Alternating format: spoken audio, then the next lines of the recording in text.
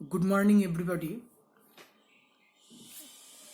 আজকের মূল আলোচ্য বিষয় Bangla method.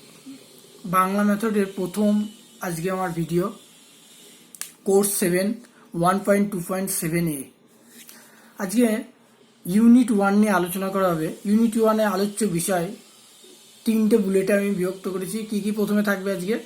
Syllabus details, what is language, how to origin of Bengali language, significance of mother tongue, target language Bengali. অর্থাৎ মানে কি, এই যে ভাষা শিখনের যে ভিত্তি, এর মধ্যে আমি কি কি অন্তর্ভুক্ত করেছি সিলেবাসে সম্পূর্ণভাবে বলবো। ভাষা কি, কিভাবে এই বাংলা ভাষার উৎপত্তি বা এই বাংলা ভাষার তাৎপর্য বা গুরুত্ব সে সম্পর্কে বিস্তারিত বলবো। তো প্রথমে দেখে নেওয়া যাক বাংলা মেথডের যে সিলেবাসটা কি আছে, সেই সিলেবাসটার দিকে আমরা আলোকপাত করব। তাহলে প্রথম ইউনিটের নাম হলো ফাউন্ডেশন অফ ল্যাঙ্গুয়েজ টিচিং, ভাষা শিখানোর ভিত্তি। কি আছে এর মধ্যে? Historical background and present status of language teaching in India, মানে ভারতের যে ভাষার বর্তমান অবস্থা এবং ঐতিহাসিক প্রেক্ষাপটটা জানতে হবে। অরিজিন অফ ওন ল্যাঙ্গুয়েজ, মানে টেকেন এ স্কুল সাবজেক্ট, মানে আপনারা স্কুল সাবজেক্টে যে বিষয়টা নিচ্ছেন মেথড হিসাবে, সেটার যে কি উৎপত্তি, হাউ টু অরিজিন, সেটা জানতে হবে। সিগনিফিকেন্স অফ মাদার টাং বা টার্গেট ল্যাঙ্গুয়েজ, মাতৃভাষার গুরুত্ব বা তাৎপর্য। Concept of first language, second language and third language in West বেঙ্গলে, পশ্চিমবঙ্গে প্রথম ভাষা, দ্বিতীয় ভাষা, তৃতীয় ভাষার যে ধারণাটা জানতে হবে। Next, relation between language and dialect, ভাষা এবং উপভাষার যে সম্পর্ক সেটা জানতে হবে। Next, language position and importance in secondary school curriculum in West Bengal, পশ্চিমবঙ্গে মাধ্যমিক শিক্ষা পাঠ্যক্রমে এই যে ভাষার কি পজিশন এখন, আর কি মানে অবস্থা, আর কি গুরুত্বটা জানতে হবে।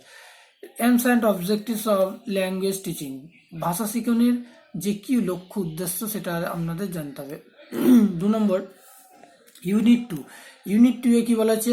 Strategies of language teaching, language teaching এর স্ট্র্যাটেজিসগুলো জানতে হবে। কি অ্যাজ পার ল্যাঙ্গুয়েজ কনসার্নড, কি প্রথমে theories of language teaching, language teaching এর বিভিন্ন থিওরি আছে, সেগুলো আপনাদের জানতে হবে।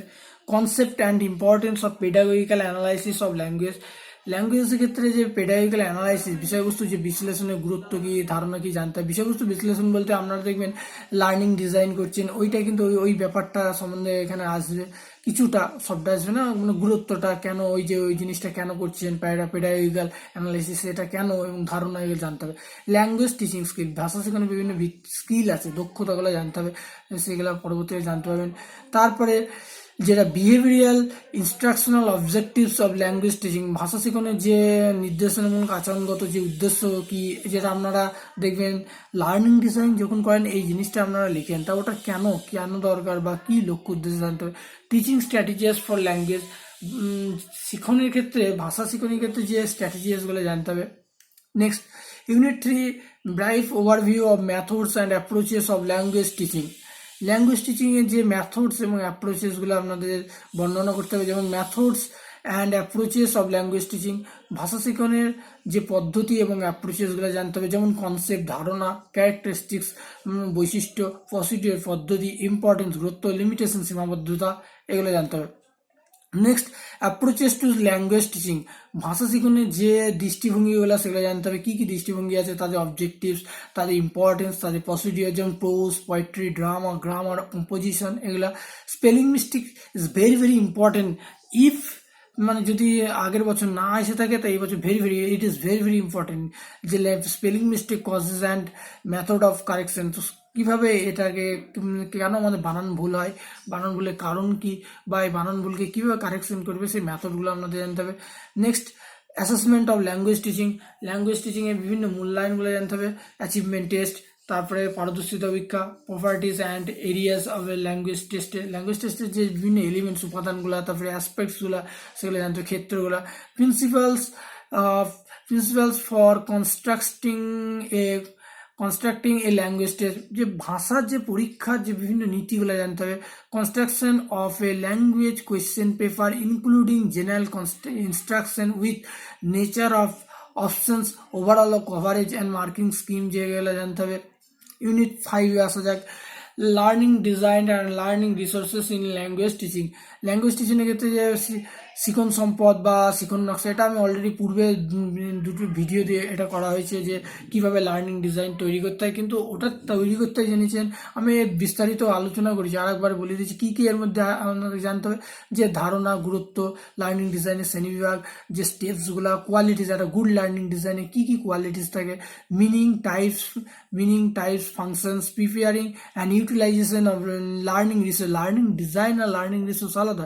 শিখন সম্পদ ক্ষেত্রে text book, models, charts, pictures, reference book, computer assisted learning, এগুলো আপনারা যে ব্যবহার করেন এগুলো কি গুরুত্ব আছে সেগুলো আপনাদের জানতে হবে। এই হলো বাংলার সামগ্রিক একটা সিলেবাস বা রূপরেখা। এই 5টা ইউনিট আপনাদের পড়তে হবে খুব ভালো করে 35 নম্বর পরীক্ষার জন্য। পরীক্ষায় প্রশ্নের প্যাটার্ন কেমন হবে, কত মার্কসে হবে, পূর্বে আমি ভিডিও দিয়েছি, আপনারা দেখে নিতে পারেন, তাহলে অনেকটা আপনাদের কাছে ধারণাটা স্বচ্ছ হবে। আর প্র্যাকটিকাম বলে রাখি, প্র্যাকটিকাম এখনও কলেজ থেকে দেওয়া হয়নি, নোটিশ যখন দেওয়া হবে তখন আপনারা অবশ্যই জানতে পারবেন কলেজ থেকে নোটিশ দেওয়া হলে। তাহলে প্রথমে আমরা সিলেবাস সম্বন্ধে বিস্তারিত আলোচনা করলাম, সিলেবাস সম্বন্ধে বুঝলাম। এবার আমরা নেক্সট বুলেট যাব। Next bullet, what is language, how to origin of Bengali language. ভাষা কি, ভাষার উৎপত্তি আমরা জানবো। তাহলে প্রথমে আমরা দেখা যাক ভাষাটা কি বলা হচ্ছে। ভাষা হলো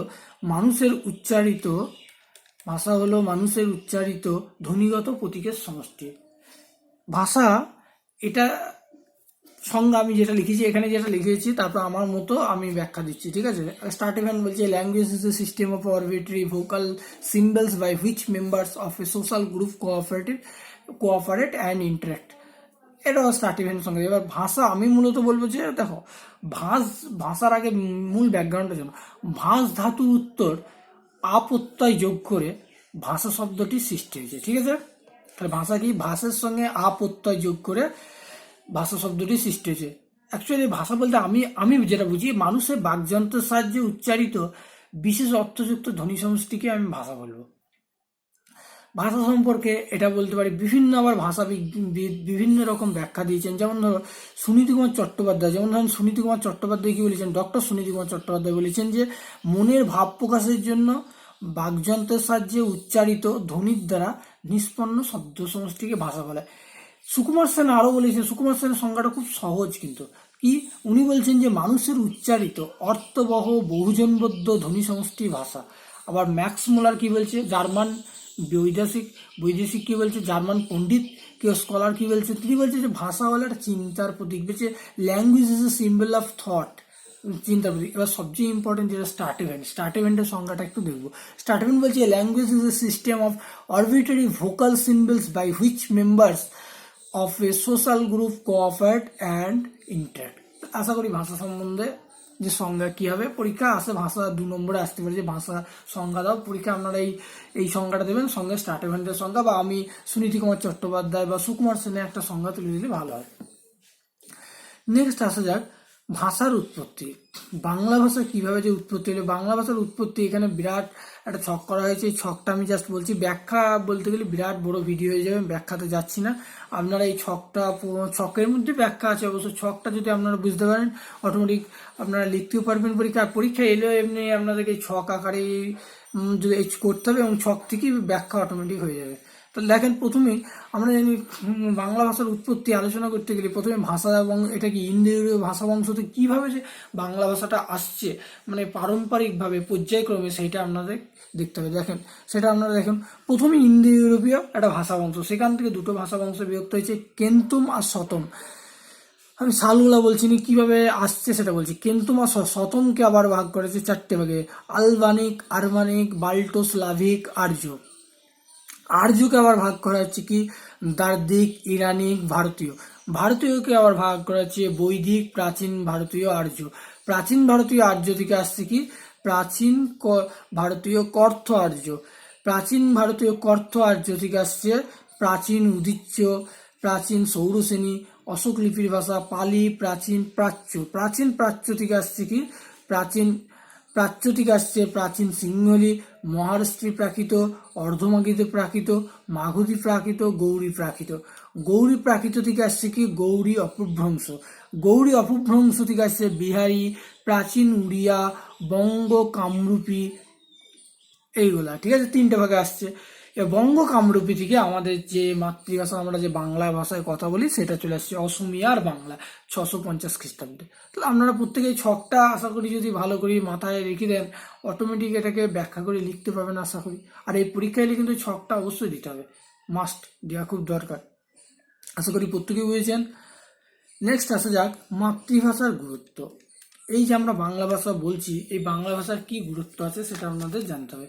কি গুরুত্ব, প্রথমে আমি এখন পয়েন্ট করেছি, পয়েন্টগুলো প্রত্যেকটা আমি আলোচনা করছি। প্রথমে পয়েন্টটা হলো সংস্কৃতি সংরক্ষণের সহায়ক। নেক্সট পয়েন্ট আত্মপ্রকাশের সর্বশ্রেষ্ঠ উপাদান। 3 নম্বর অস্তিত্ব রক্ষার শর্ত, রক্ষা বানানটা ভুল আছে, ঠিক করে নেবেন, জফলাটা হবে না। সর্বাঙ্গীন বিকাশের মাধ্যম, সময়ের অপচয় রোধ, সামাজিকরণ, মাতৃসমা। প্রথমে আলোচনা করি যে সংস্কৃতি রক্ষণের সহায়ক। কেন সংস্কৃতি রক্ষণ দরকার? দেখেন, ভারতীয় শিক্ষা সংস্কৃতি রক্ষার ব্যাপারে এই মাতৃভাষা একটা বিরাট গুরুত্বপূর্ণ ভূমিকা পালন করে। সভ্যতা সংস্কৃতির যে ইতিহাস রচিত হয়েছে মাতৃভাষায়, তাকে নিয়ে যায় কাল থেকে কালান্তরের পথে। তাই এদিক থেকে বলতে গেলে মাতৃভাষায় সংস্কৃতি সংরক্ষণের একটা বিরাট গুরুত্বপূর্ণ বা শ্রেষ্ঠ উপাদান বলাই যায়। এ প্রসঙ্গে পিবি ব্যালার্ড বলেছেন, the training in the use of mother language বা mother tongue, the tongue in which a child thinks and dreams becomes the first essential of schooling and the finest instrument of human culture. এই তথ্যটা আপনারা দিতে পারেন সংস্কৃত কোটেশনটা।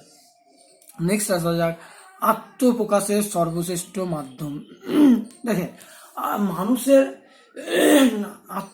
মাতৃভাষায় আত্মপ্রকাশের সর্বশ্রেষ্ঠ মাধ্যম নিজে, অর্থাৎ নিজেকে যদি সম্পূর্ণভাবে প্রকাশ করা যায়, মাতৃভাষার মাধ্যমে সর্বশ্রেষ্ঠভাবে প্রকাশ করতে হয়। ধরেন আপনার ভাষা হলো বাংলা, এবার আপনি ধরেন নিজেকে প্রকাশ করছেন ইংলিশে, ইংলিশে যতটা প্রকাশ করতে পারবেন, ইংলিশে প্রকাশ করতে পারবেন না আমি বলছি না, ইংলিশে প্রকাশ করতে পারবেন মানে কি স্বচ্ছন্দভাবে পারবেন না, কিন্তু নিজেকে প্রকাশ বাংলা ভাষায় আপনাকে যখন বলতে হবে নিজেকে, নিজের ব্যাপারে, তখন আপনি অটোমেটিক্যালি কি বলতে পারবেন অনেক কিছু তথ্য। কিন্তু ইংলিশে বলতে গিয়ে আপনার হয়তো বাদবে বা কোনো প্রবলেম হতে পারে।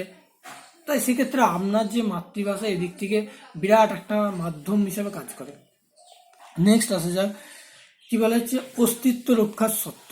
দেখেন, অস্তিত্ব রক্ষার সত্য বলতে কি, মায়ের সাহায্যে ছাড়া শিশু যেমন ঠিকমতো বাঁচতে পারে না, তেমনি মাতৃভাষা ছাড়াও কি মানুষের যে নিজেকে প্রকাশ করা বা চিন্তা ভাবনা করা, সেটা কিন্তু অসম্ভব। তাহলে মায়ের ক্ষেত্রে সে যেমন, শিশুর ক্ষেত্রে যেমন মা অপরিহার্য, তেমনি মানুষের চিন্তনের ক্ষেত্রেও কিন্তু এই মাতৃভাষা বিরাট একটা গুরুত্বপূর্ণ ভূমিকা পালন করে। আর কি এখানে মা, বাবা, ভাই, বোন, বন্ধু বান্ধব, আত্মীয় পরিজন প্রভৃতি সবার সঙ্গে ভাবের আদান প্রদানের মাধ্যমে শিশুর জীবন বিকশিত হয় ও শিশু পরবর্তীকালে কি একটি সুস্থ সামাজিক জীবে পরিণত হয়। তাই এদিক থেকে এর একটা গুরুত্বপূর্ণ উপাদান বলা যায়। তারপরে দেখেন কি বলা যায়, সর্বাঙ্গীন বিকাশের মাধ্যম। সর্বাঙ্গীন বিকাশের মাধ্যম কি, মাতা শিশুকে যত সহজে শেখাতে পারেন, কোনো শিক্ষকের পক্ষে তাকে অত সহজে শেখানো সম্ভব নয়। তাহলে কি এখানে মাতা শিশুকে যত সহজে শেখাতে পারেন, কোনো শিক্ষকের পক্ষে অত সহজে শেখানো সম্ভব নয়। সর্বাঙ্গীন বিকাশের শ্রেষ্ঠ মাধ্যমে এই কারণে বলা হয়েছে। এই প্রসঙ্গে হার্বার্ট বলছেন যে a good mother is a worth of 100 school master, মানে একটা ভালো মা মানে কি 100 জন স্কুল শিক্ষকের সমান, ঠিক আছে। বা এই প্রসঙ্গে নেপোলিয়ান মন্ত্রী, give me some good mother, I shall give you good nation. বলছে যদি কি ভালো মা, আমাদের যে ভালো মা থাকে দিতে পারেন আমাদের, তাহলে একটা কি আমরা কি গুড মানে গুড জাতি, মানে ভালো একটা জাতি পেতে পারি, ভালো একটা জাতি দিতে পারি। এটা নেপোলিয়ান বলেছিল, ঠিক আছে। তাহলে এইটা। নেক্সট আসা যাক সময়ের অপচয় রোধ। সময়ের অপচয় রোধ বলতে দেখেন, এটাও বলতে বোঝানো হচ্ছে, ধরেন আপনি বিদেশি কোনো একটা ভাষা সম্বন্ধে আপনি যেভাবে স্বাচ্ছন্দ্যভাবে একটা বিদেশি ভাষা শিখতে গেলে আমরা প্রচুর টাইম লাগবে, কিন্তু কোনো একটা বিষয় অধ্যয়ন করতে গেলে। কিন্তু আপনি যদি মাতৃভাষায় বাংলা ভাষায় কোনো একটা বিষয় অধ্যয়ন করেন, খুব তাড়াতাড়ি দেখবেন সেটা শিখতে পারবেন। তাই এই ক্ষেত্রে বিদেশি ভাষায় কোনো জটিল বিষয়কে অধ্যয়ন করতে গেলে বহু সময় লাগে, কিন্তু কি নিজের মাতৃভাষায় অধ্যয়ন করলে সেই সময়ের অপচয়টা রোধ হয়। তাই এই দিক থেকে গুরুত্ব আছে। সামাজিকরণ বলতে কি বোঝানো হচ্ছে? দেখেন, মাতৃভাষা সামাজিকরণে আমি আমার মতে শ্রেষ্ঠ মাধ্যম। কারণ ধরেন, সমাজের সর্বস্তরের ভাবের আদান প্রদান বা থিঙ্কিং এর আদান প্রদান করতে গেলে মাতৃভাষা অবশ্যই গুরুত্বপূর্ণ। হাটে বাজারে, মাঠে ময়দানে, আনন্দ উৎসবে বা পার্কে, যেখানেই আপনি মানে ভাবের আদান প্রদান করেন, সেখানেই কিন্তু নিজের মাতৃভাষা অপরিসীম গুরুত্ব আছে। লাস্ট হইল মাতৃভাষা, মাতৃসমা। এটা মানে কি, শৈশবে যেমন মাতৃদুগ্ধ ছাড়া যেমন শিশু বিকশিত হয় না, তেমনি মাতৃভাষায় শিক্ষাদান করা না হলে সে শিক্ষাও সম্পূর্ণ হয় না। ঠিক আছে? তাই এদিক থেকে বলা যেতে মাতৃভাষায় বিরাট একটা গুরুত্বপূর্ণ দিক আছে। যেমন রবীন্দ্রনাথ বলেছেন জ্ঞান বিজ্ঞান যেখানেই হোক ভাষার মতো হওয়া চাই। তাই মাতৃভাষা ছাড়া কোনো ভাষায় শিক্ষাকে সার্থক বা সর্বজনীন জীবন দিতে পারে না। রবীন্দ্রনাথ বলেছেন কি, বাংলা ভাষার ভেতর দিয়ে ছেলেদের মনকে জাগাবার রাস্তা যত প্রশস্ত, এমন আর আর কোনো উপায় নাই। তাই এদিক থেকে মাতৃভাষাকে মাতৃসম বলা হয়, কারণ মায়ের সঙ্গে মাতৃভাষাকে তুলনা করা হয়, তার জন্য একে মাতৃসমা বলা হচ্ছে। মাতৃসম মানে কি, মায়ের সমান, সম মানে সমান। আশা করি আপনারা প্রত্যেকেই বুঝেছেন। তাহলে আজকে মূল আলোচ্য বিষয় যেটা করলাম, ভাষা কি, ভাষার উৎপত্তি বাংলা ভাষার, আর মাতৃভাষার গুরুত্ব। আপনারা এইগুলো প্রত্যেকটা পয়েন্ট করে নেবেন, এই পয়েন্টগুলো ব্যাখ্যা করবেন। ঠিক আছে? ভিডিওটা মনোযোগ দিয়ে শুনলে আশা করি আপনারা প্রত্যেকে উপকৃত হবেন। Thank you.